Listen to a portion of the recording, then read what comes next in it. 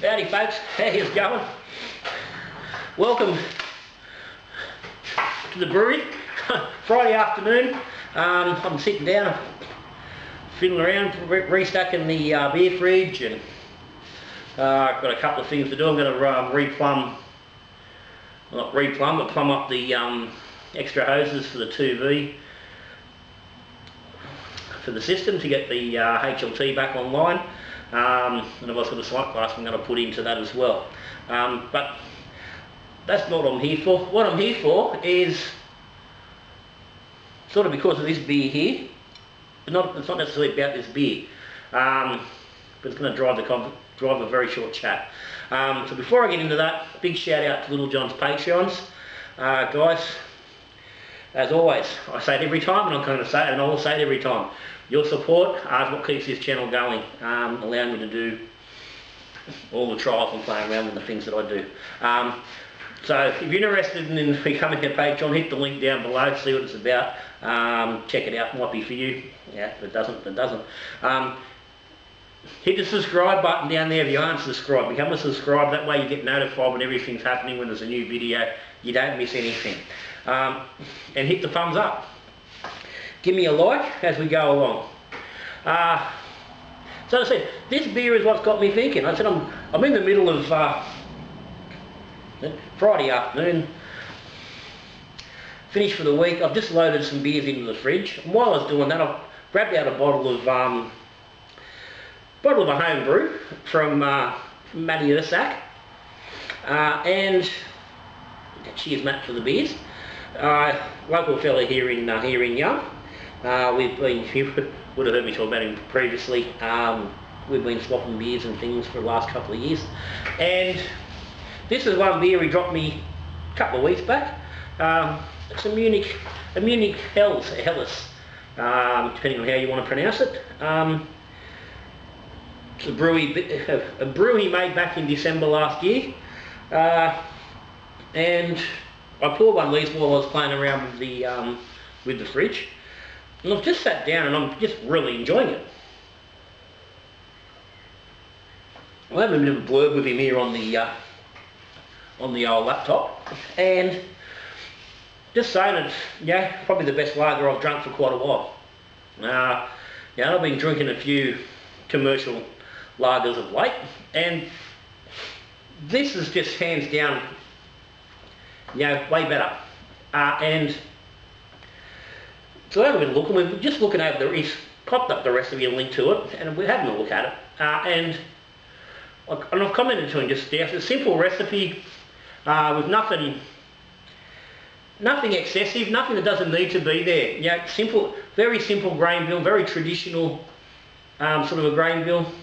A very simple yet sort of traditional, multi-step mash. Traditional fucking hopping and traditional yeast with a good lagering period. The things that you need to do, simple things, easy things to do that you need to do to make a really good quality beer of the style. Things that I think a lot of breweries and a lot of brewers sort of want to brush over. A lot of beers are coming out of commercial breweries.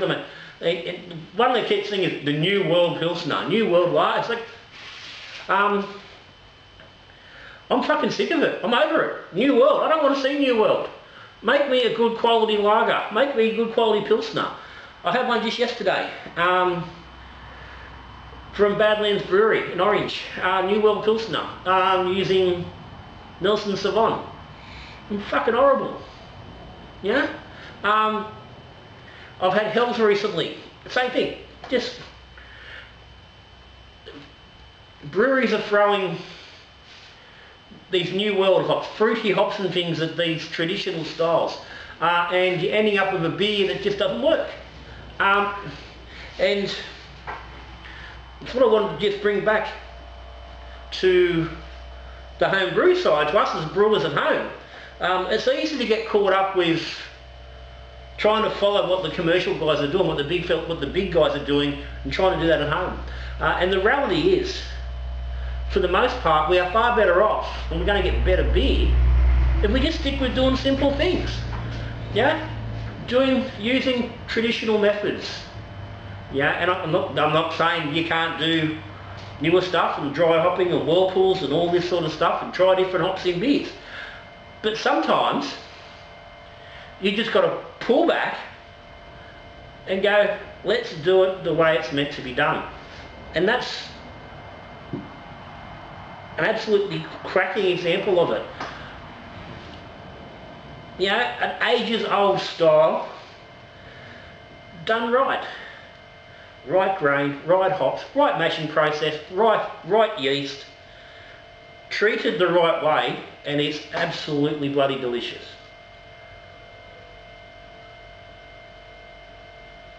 Well, that is the beer I want to be drinking when I'm opening a can of Hells from a commercial brewery. And unfortunately I don't get it. So, at home, don't forget this when you are brewing. You know, when you're sitting down thinking about what it is you want to brew and doing and designing recipes. Sometimes you just need to go, okay, let's just go for something traditional. Let's do the real thing. Whether it's a Hells, yeah, an English bitter, yeah, a traditional London stout, yeah, a traditional old school West Coast IPA. Yeah, it doesn't matter what the style is. Sometimes it's good for our brewing, and certainly good for your taste buds, yeah, to go back to the real stuff, to the originals, and realign your whole beer thinking and your taste buds, all that sort of stuff. Yeah, not everything needs to be, yeah, I said whirlpool or dry hopped or, yeah, you've seen so many beers now with no boil hops at all. Yeah, and it's fine within a band of certain styles, but it's becoming just so prevalent. It's almost like dry hopping itself became, you know, 6 or 7 years ago, where everyone was just dry hopping absolutely everything, and it's still happening. Still see people all the time, constantly dry hopping fucking lagers and pilsners. You don't dry hop these beers. Yeah, this beer has not got anything in them. That's nothing post boil. Delicious. These new ones, oh, they're stuck in fucking, they're dry hopped. Why? It doesn't work. Yeah, it's not to the style. You know, like I said, play around if you want to. But if you're going to brew a traditional style, brew the traditional style. And get yourself a bloody good beer in the process. So guys, I said thank you to everyone for your support. Thank you, Matty, for the beers. I'm looking forward to get a few more of these at some point down the track. But that's it. That's me for today. Got some brewing happening over the next couple of days. And there'll be some more videos coming on that. So you'll see them soon. But for now, till I see you again, when we brew and beer, drinking beer or talking beer, good brewing.